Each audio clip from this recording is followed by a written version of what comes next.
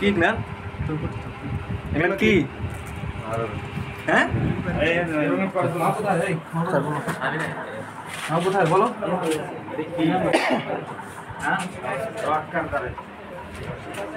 এ সকল অভিযানে মলম পার্টি বা অজ্ঞান পার্টির 11 জন সদস্যকে সাধারণ মানুষকে অজ্ঞান করার বিপুল পরিমাণ আলামত সহ আমরা গ্রেপ্তার করতে সক্ষম হই।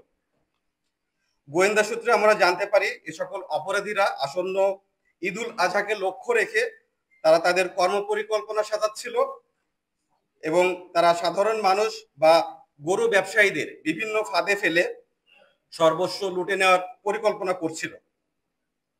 আমরা আরো জানতে পারি তারা দিনাজপুর জেলার আমবাড়ি গরুর হাটে তারা তাদের আজকে অপারেশন কর্মকাণ্ড পরিচালনার সিদ্ধান্ত গ্রহণ করেছিল।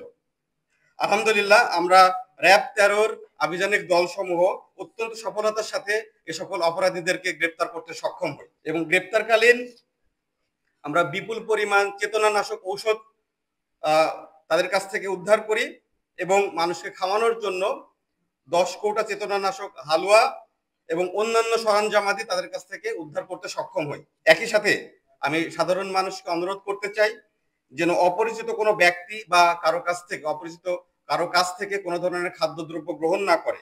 এ ব্যাপারে সকলের সচেতনতা আমাদের বড় ধরনের বিপদ থেকে রক্ষা করতে পারে।